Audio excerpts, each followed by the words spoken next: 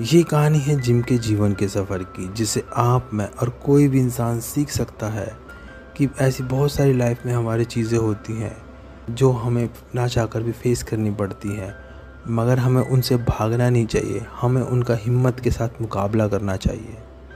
Welcome to our channel presenting Christmas in August. इस कहानी की शुरुआत में एक लड़की को सोता हुआ दिखाया जाता है जिसका नाम जिम है। जिम सीधा हॉस्पिटल जाता है जहाँ पर वो एक बीमार बच्चे को देखता है और उसे हंसाता है। जिम अब अपने पुराने स्कूल जाता है जहाँ पर वो कभी पढ़ा करता था।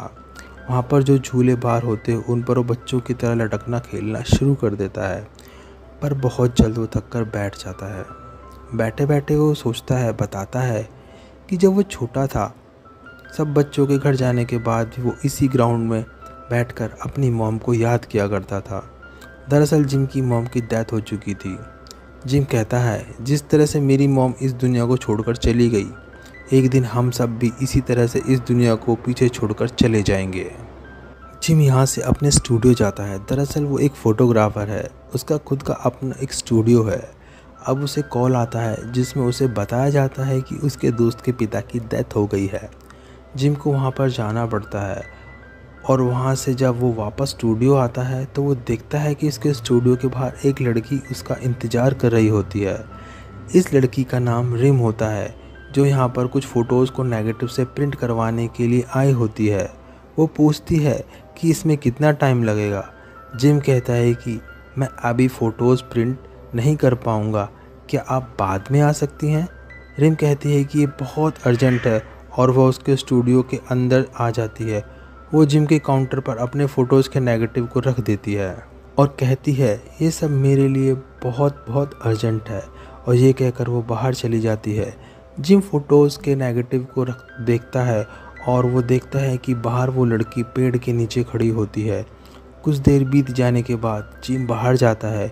बाहर बहुत ज़्यादा गर्मी होती है, इसलिए जिम रिम के लिए एक आइसक्रीम लेकर जाता है और वो उससे कहता है कि आज की सुबह उसकी बहुत ज़्यादा अच्छी नहीं थी, इसलिए उसने उसे पहले मना किया था। रिम पूछते हैं उसकी फ़ोटोज़ को कॉपी होने में कितना वक्त लगेगा। जिम कहता है कि ज़्यादा नहीं। अगली सुबह जिम जब अपनी स्कूटी में पेट्रोल भरवा रहा होता है तब वो सामने खड़ी गाड़ी में रिम को देखता है और रिम को हाय करता है और अपने स्टूडियो आ जाता है। स्टूडियो में उसके पास कुछ बच्चे आते हैं जिनके पास उनके स्कूल के कुछ ग्रुप फ़ोटोज़ होते हैं, और उस ग्रुप में जिन लड़कियों को ये पसंद करते हैं, ये बच्चे यहाँ पर उन लड़कियों की फ़ोटोज़ को सेपरेट और बड़ा करवाने के लिए आए होते हैं। हालांकि जिन लड़कियों को ये बच्चे पसंद करते हैं, जिनकी फ़ोटोज़ को ये बड़ा करवाने के लिए आए होते हैं, उन लड़कियों से इन्होंने कभी बात भी नहीं की, लेकिन फिर भी इन लड़कियों के लिए इनकी आपस में हाथापाई शुरू हो जाती है। जिम इनकी लड़ाई रुकवाता है। दरअसल रिम आज यहाँ पर किसी दूसरे काम से आई होती है, और जब वो जिम को ऐसा करते हुए देखती है तो उसे हंसी आ जाती है। रिम जिम से पूछती है, ये सब क्या था। जिम कहता है कि इस उम्र में लड़के ये सब करते हैं, ये नेचुरल है। अब जब जिम शाम को घर जा रहा होता है तब वो एक लड़की को देखता है, और ये लड़की कोई और नहीं बल्कि उसी की एक्स गर्लफ्रेंड होती है, जिससे उसकी एंगेजमेंट भी हो गई थी, पर अब दोनों अलग अलग हैं। उस लड़की ने भी जिम को देख लिया होता है, पर वो उसे इग्नोर करके आगे जा रही होती है। जिम अपनी स्कूटी वापस लाता है और उससे बात करना शुरू करता है। वो उसे पूछता है, तुम शहर में कब आई।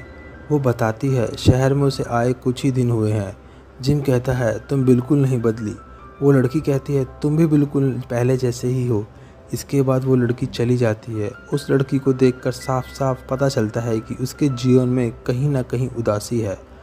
अगली सुबह जब जिम बस से जा रहा होता है तो वो देखता है रिम किसी गाड़ी वाले से लड़ रही होती है।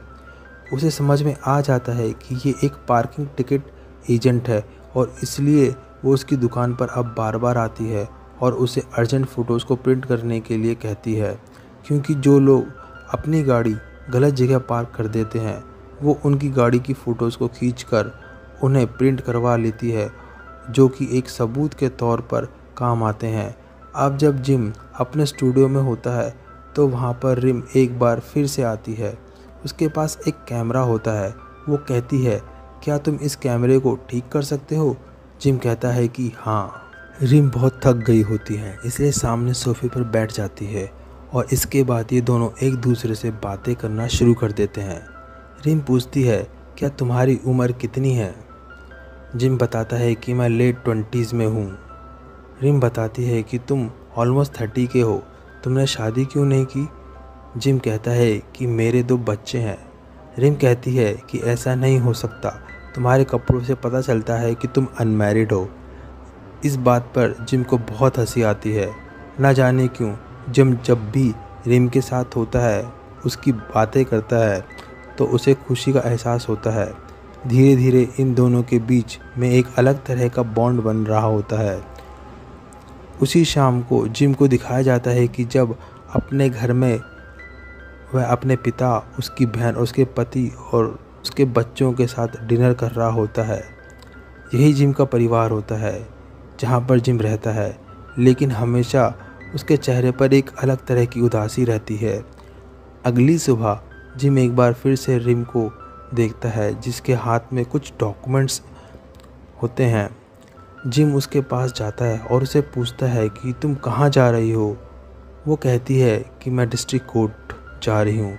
इसके बाद जिम उसे अपनी स्कूटी पर लिफ्ट दे देता है। वो उससे पूछता है, तुम्हारा कोई बॉयफ्रेंड नहीं है? वो कहती है, मुझे बॉयफ्रेंड बिल्कुल भी पसंद नहीं।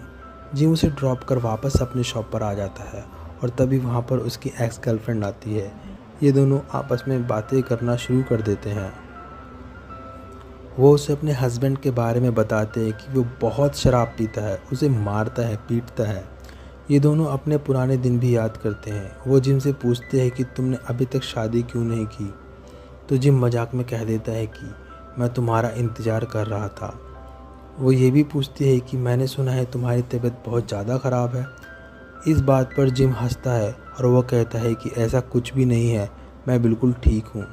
इसके बाद जिम को हमें बस में जाते हुए दिखाया जाता है, जहाँ पर जिम सोचता है कि वक्त के साथ प्यार भी पूरी तरीके से मिट जाता है। एक वक्त था जब ये एक दूसरे के साथ घंटों बैठे रहते थे और आज ये कुछ देर में अच्छे से बात नहीं कर पाए। साथ ही साथ उसकी गर्लफ्रेंड ने उसकी वो फ़ोटो भी जो उसने अपने स्टूडियो में लगा रखी थी, वो भी निकालने के लिए कहा था। जिम यहाँ से सीधा अपने चेकअप के लिए हॉस्पिटल जाता है, यानी उसकी तबीयत सच में ख़राब है। उसी शाम को वो अपने एक दोस्त से मिलता है। ये दोनों के दोनों बार में बहुत शराब पीते हैं और जब ये बार से बाहर आ जाते हैं, जिम अपने दोस्त को कहता है कि मुझे और शराब पीनी है। उसका दोस्त मना कर देता है। जिम उसे मनाने की बहुत कोशिश करता है। उसका दोस्त पूछता है कि मैं तुम्हें शराब क्यों पिलाऊं? जिम कहता है क्योंकि मैं बहुत जल्द मरने वाला हूं। इस बात से उसके दोस्त को गुस्सा आता है और वो जिम को धक्का देता है और कहता है तुम झूठ बोलते हो, लेकिन वो उसे ड्रिंक पिलाने के लिए मान जाता है। दोनों हंसते गाते दूसरे बार की तरफ निकल पड़ते हैं। तभी हमें जिम की आवाज़ सुनाई देती है। वो कहता है कि फाइनली मैंने सच्चाई का मजाक उड़ाना सीख लिया है, लेकिन मुझे नहीं पता मेरे दोस्त के साथ मेरे पास कितने टाइम बचा है। इससे अगले ही पल हमें दिखाया जाता है कि जिम और उसका दोस्त पुलिस स्टेशन में हैं। उन्होंने बहुत ज़्यादा ड्रिंक कर ली होती है, इसलिए इन्हें पुलिस स्टेशन में लाया गया होता है। यहाँ पर जिम अपना आपा खो देता है, ज़ोर ज़ोर से चिल्लाना शुरू कर देता है। कहीं ना कहीं उसने अपने अंदर जो बहुत सारी फीलिंग्स दबा ली हैं, जिन्हें वो किसी के भी साथ शेयर नहीं कर पा रहा होता है, वो उन्हें इस तरीके से यहाँ सबके सामने बाहर निकालता है। वो ज़ोर ज़ोर से चिल्लाता है, चीखता है। उसका दोस्त उसे यहाँ पर शांत कर देता है। और अगली सुबह जब उसका दोस्त उसे कॉल करता है, उसे पूछता है, तो वो कहता है कि मुझे रात के बारे में कुछ भी याद नहीं। वहीं दूसरी तरफ ये दिखाया जाता है कि रिम और जिम की दोस्ती धीरे धीरे बढ़ रही है। वो बार बार उसके स्टूडियो में आती है, साथ में कॉफ़ी पीते हैं और अब जिम रिम की कई फ़ोटो क्लिक करता है। रिम के जाने के बाद यहाँ स्टूडियो में एक फैमिली आती है जो कि अपनी पूरी फैमिली की फ़ोटो क्लिक करवाती है। यहाँ पर इनके साथ जो सबसे ओल्ड लेडी होती है, वो उसे उसका अकेले फ़ोटो क्लिक करने के लिए भी कहते हैं, ताकि जब उसकी डेथ हो जाए तो वो उसका सिंगल फ़ोटो दीवार पर लगा सके, यानी उस फ़ोटो को वो हार चढ़ाने के लिए इस्तेमाल कर सकें। उसी शाम को जिम जब अपने स्टूडियो में बैठकर बाहर बारिश को देखता है, तभी वहाँ ओल्ड लेडी जिसका उसने अकेले दिन में फ़ोटो खींचा होता है, वही जिम के पास आती है और जिम से कहती है कि दिन में जो तुमने फ़ोटो लिया था वो इतना अच्छा नहीं था। मैं चाहती हूँ कि मेरे मरने के बाद जो मेरा फ़ोटो लगाओगे वो बहुत ही अच्छा हो, तो क्या तुम मेरा दोबारा फ़ोटो ले सकते हो? जिम कहता है कि हाँ, मैं आपका दोबारा फ़ोटो लूँगा। वो ओल्ड लेडी कहती है कि मेरे पास पैसे नहीं हैं। जिम कहता है कि मैं इसके लिए कोई पैसे चार्ज नहीं करूँगा, और वो उनका बहुत खूबसूरत फ़ोटो खींचता है। जिम अगले दिन अपने उन दोस्तों से मिलता है जो बचपन में उसके साथ पढ़ा करते थे। ये सब के सब बहुत अच्छा टाइम स्पेंड करते हैं। हालांकि जिम जानता है कि उसकी ज़िंदगी बहुत जल्द अंत होने वाली है, लेकिन उसके पास जितनी भी ज़िंदगी होती है वो उसे जीना चाहता है। इसलिए वो अपने आप को दुख और शोक में भरकर एक कमरे में बंद रखना नहीं चाहता, बल्कि हर वो काम करना चाहता है जो उसे खुशी दे। वो अपने पिता को रिमोट से टीवी कंट्रोल करना भी सिखाता है, जो कि उसके पिता को नहीं आता। हालांकि उसके पिता सीख नहीं पाते, इसलिए वो पेपर पर स्टेप बाय स्टेप लिखता है कि रिमोट से टीवी को कैसे कंट्रोल किया जाता है। वहीं दूसरी तरफ रिम और जिम की दोस्ती अब पहले से भी कहीं गहरी हो गई है। ये दोनों उसके स्टूडियो में साथ खाते हैं, पीते हैं और वहीं पर नए स्टे राइड का प्लान बनाते हैं, और राइड पर ये दोनों बहुत इन्जॉय भी करते हैं। इसके बाद में जिम के स्कूल जाते हैं, जहाँ पर रिम और जिम दोनों रनिंग करते हैं। अब इन दोनों की दोस्ती कहीं ना कहीं अब प्यार में बदल रही होती है। जब रात को ये दोनों घर वापस जा रहे होते हैं तो जिम रिम को अपने उस वक्त का किस्सा सुनाता है जब वो मिलिट्री में था। वो कहता है कि मैं अपने जूनियर के साथ अपने टेंट में था, तभी वहाँ पर हमें बदबू आने लगी। हम दोनों एक दूसरे को शक की निगाह से देख रहे थे, पर बाद में हमें पता चला वहाँ पर एक डेड बॉडी थी। इस बात से रिम थोड़ा डर जाती है और वो जिम को कहती है कि मैं कभी भी अब इस रास्ते से अकेले नहीं आ पाऊँगी। वो चलते चलते जिम का हाथ भी पकड़ लेती है। अगली सुबह जिम को अपने स्टूडियो में दिखाया जाता है। वहाँ पर वो उस मशीन को, जिस मशीन से वो फ़ोटोज़ के प्रिंट निकाला करता था, उसी की कुछ फ़ोटोज़ क्लिक करता है। साथ ही साथ नोट्स भी बनाता है कि इस मशीन को कैसे ऑपरेट करना है। दरअसल ये सब वो अपने पिताजी के लिए कर रहा होता है। जिस तरह से उसने उन्हें रिमोट चलाना सिखाया, उसके नोट्स बनाए थे, उसी तरह से वो इस मशीन को अपने पिताजी को चलाना सिखाना चाहता है। वो जानता है कि वो ज़्यादा दिन तक इस दुनिया में नहीं रहेगा। रात को वो अपने घर जाता है और जिम के पिता देखते हैं कि जिम की तबीयत ठीक नहीं है। वहीं दूसरी तरफ रिम को दिखाया जाता है, जो जिम की यादों में खोई होती है। उसे अब जिम की हर बात अच्छी लगती है। उसने कहीं ना कहीं एक्सेप्ट कर लिया होता है कि वो जिम से प्यार करती है। अगले दिन उसे पता चलता है कि नेक्स्ट वीक उसे यहाँ से जाना होगा, क्योंकि उसका ट्रांसफ़र हो चुका है। वो ये बात बताने के लिए जिम के स्टूडियो जाती है और वो देखती है कि स्टूडियो बंद है। हालांकि वो बहुत देर तक इंतज़ार भी करती है, लेकिन वहाँ पर जिम नहीं आता। उसे नहीं पता कि अब जिम हॉस्पिटल में है। रात को अपने घर जाने के बाद जिम को एक लेटर लिखती है और उस लेटर को स्टूडियो के अंदर डाल देती है, पर अगले दिन भी जिम का स्टूडियो नहीं खुलता। वो काफ़ी देर तक वहाँ पर खड़े खड़े वहाँ पर इंतज़ार करती है, लेकिन उसे नहीं पता जिम स्टूडियो क्यों नहीं आ रहा।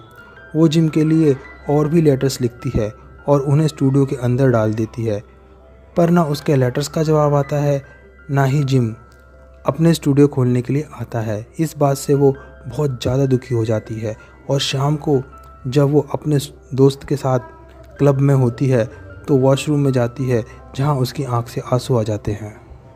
वो वापस उसी जगह पर आती है जहाँ पर जिम को स्टूडियो और पत्थर उठाकर स्टूडियो का कांच तोड़ देती है। दरअसल कल उसे यहाँ से जाना है, यानी ट्रांसफ़र होना है, और जिम के साथ जो उसकी आखिरी मुलाकात थी वो बहुत क्लोज़ थी। उस मुलाकात में इन दोनों ने बिना कुछ कही एक दूसरे से बहुत कुछ कह दिया था। अब कुछ दिन बीत जाते हैं और जिम भी हॉस्पिटल से डिस्चार्ज हो जाता है। वापस अपने स्टूडियो आता है। वो देखता है कि उसके स्टूडियो का कांच टूटा हुआ है। जब वो अंदर जाता है तो वहाँ पर उसे रिम के बहुत सारे लेटर्स मिलते हैं, जिनसे उसे पता चलता है कि रिम का यहाँ से ट्रांसफ़र हो चुका है। रिम के दोस्तों के पास जाता है और रिम का एड्रेस पूछ लेता है। वो उस जगह पहुँच जाता है जहाँ पर उसकी पोस्टिंग हुई है। वो एक कॉफ़ी शॉप में बैठकर रिम को देखता है। रिम ने अपनी नई लाइफ और नई दुनिया को एक्सेप्ट कर लिया होता है। वो अपने काम को अच्छे से कर रही होती है और ना ही उसके चेहरे पर वो टेंशन, वो शिकन होती है जिससे कि एहसास हो जिम को कि वो उसकी वजह से परेशान है। शायद उसने सच्चाई को उस तरह से एक्सेप्ट कर लिया होता है जिस तरीके से जिम ने अपनी पहली गर्लफ्रेंड के लिए सच्चाई को एक्सेप्ट किया था। जिम रिम से बिना मिले ही वहाँ से स्टूडियो आ जाता है और वो अपनी पुरानी एल्बम निकालता है जिसमें उसकी बचपन से लेकर आज तक की फ़ोटोज़ हैं, और वो एल्बम के पन्ने पलटकर अपनी पुरानी फ़ोटोज़ को देखकर अपनी ज़िंदगी के कुछ भूले बिसरे पलों को याद करता है। इसके बाद जिम उसी बूढ़ी औरत की तरह जो अपने मरने के बाद का फ़ोटो खिंचवाने के लिए यहाँ पर आई थी, ठीक वैसा ही अपना भी फ़ोटो खींचता है जो कि उसकी एल्बम का आखिरी फ़ोटो होगा।